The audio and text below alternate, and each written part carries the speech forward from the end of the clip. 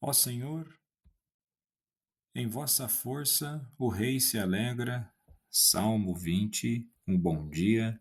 Em nome do Pai, do Filho e do Espírito Santo. Amém. Recorramos sempre à poderosa intercessão de Maria Santíssima, nossa Mãe, e de São José, o Justo. Na liturgia de hoje celebramos o ofício da memória de Santo Antão Abade, pai do monaquismo cristão. E sua vida no deserto nos recorda que a verdadeira luta do cristão não é contra o mundo exterior, mas contra tudo aquilo que nos afasta de Deus. E ao ouvir o Evangelho e levá-lo ao extremo, assim como veremos no Evangelho de hoje, vende tudo e segue-me. Santo Antão testemunha que o coração só encontra descanso quando se entrega totalmente ao Senhor. E liturgicamente, sua memória nos convida ao silêncio fecundo, à oração perseverante e ao discernimento espiritual. Na primeira leitura de hoje, do primeiro livro de Samuel, capítulo 9, dos versículos 1 ao 4, 17 ao 19, e capítulo 10, versículo 1, nós temos um texto que pertence ao ciclo da instituição da monarquia de Israel.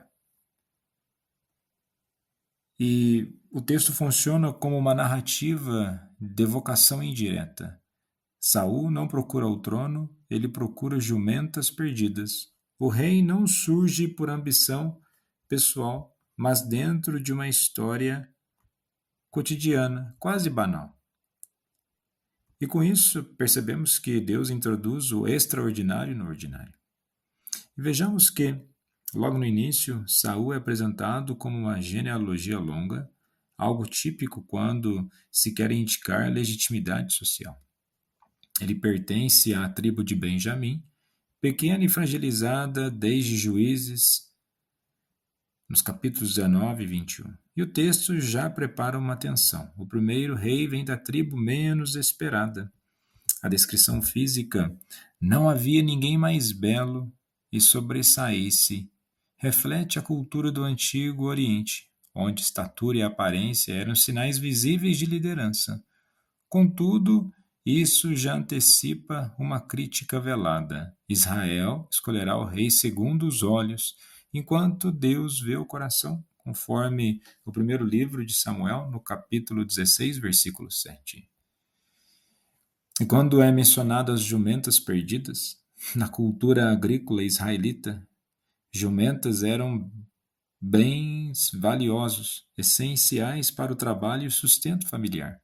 Perdê-las não era trivial. O detalhe geográfico, regiões mencionadas uma a uma, mostra a insistência humana, a incapacidade humana e o silêncio aparente de Deus que prepara uma revelação maior. E com isso o texto nos ensina que o fracasso da missão é muitas vezes o início do projeto divino. E Samuel é chamado de vidente, roé, termo antigo que procede uso comum de profeta, nabi. Isso indica alguém que vê a realidade segundo Deus, alguém que lê a história com discernimento espiritual. E vejamos que esse é o convite nosso para o dia de hoje. Nós buscamos ver a realidade segundo Deus? E quando nós, por de fato, buscamos ver a realidade segundo Deus, não é que nós vamos olhar para as pessoas, para os acontecimentos, com uma opinião de Deus, nós sendo Deus. Não, muito pelo contrário. Buscar ver a realidade segundo Deus é por de fato entrar no mistério da sabedoria, olhar as pessoas e a própria realidade sem julgamento mesquinho, sem egoísmo, aplicando o amor, a misericórdia, a fraternidade e a justiça. Olhar verdadeiramente para a realidade, buscando entender. E quando nós buscamos entender, surge a compreensão. E por isso, da compreensão, nós temos a dimensão do discernimento espiritual. Buscar, enxergar as coisas como Deus, é preciso incessantemente também uma busca interior. E a nossa vida ela vai ser marcada por buscas interiores e exteriores. Saul saiu de casa procurando jumentas e encontrou um profeta. Procurava bens e recebeu um reino. Isso revela algo essencial sobre Deus. Ele nos chama no meio das tarefas comuns, não fora delas. E quantas vezes também nós caminhamos frustrados, repetindo trajetos, tentando resolver pequenos problemas, sem perceber que Deus já preparou o encontro decisivo? Samuel vê em Saul aquilo que Saul não vê em si mesmo. Assim também Deus vê em nós uma vocação que antecede nossa consciência. E no evangelho de hoje, em Marcos, capítulo 2, dos versículos 13 ao 17, aponta que o reino de Deus começa onde a religião tradicional dizia que ele não podia começar. E essa leitura é muito conhecida, que é exatamente o chamado de Jesus a outros discípulos, onde Jesus saiu de novo para a beira do mar, toda a multidão ia a seu encontro e Jesus os ensinava. Enquanto passava, Jesus viu Levi, o filho de Alfeu, sentado na coletoria de impostos e disse-lhe: Segue-me. Levi se levantou e o seguiu. E aconteceu que, estando à mesa na casa de Levi, muitos cobradores de impostos e pecadores também estavam à mesa com Jesus e seus discípulos. Então temos aqui o chamado de Mateus, que era um republicano, coletor de impostos a serviço de Roma, e no imaginário judaico do século I, ele era colaborador do opressor, impuro por profissão, excluído da comunhão religiosa. E não era apenas um pecador moral, mas um pecador institucionalizado. Sua mesa era símbolo de corrupção e traição nacional.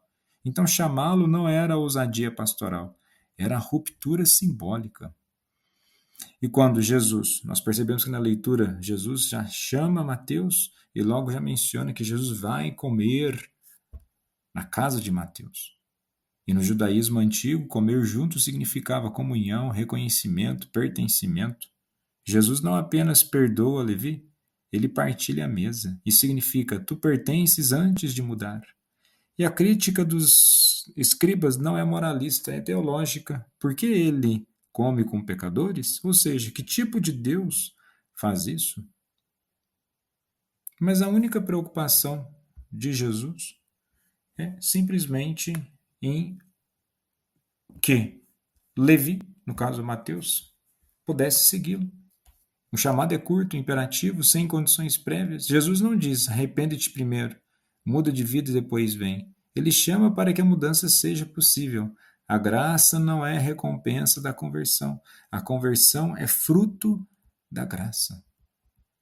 E é isso. E quando menciona aqui, levantou-se e o seguiu, é interessante que o verbo levantar-se, anistime, ecoa a linguagem pascal. Marcos sugere, Levi experimenta uma ressurreição existencial. Não estou falando para a ressurreição por de fato aqui, mas aqui já antecede o acontecimento. A verdadeira conversão vai nos colocando dia após dia numa situação de ressuscitado, para que de fato possamos viver uma vida diferente, responder o chamado de Jesus, não é apenas em um momento de nossas vidas, é todo dia, a todo momento, nós damos a nossa resposta. Santo Antão, rogai por nós. Jesus, manso e humilde de coração, fazei nosso coração semelhante ao vosso.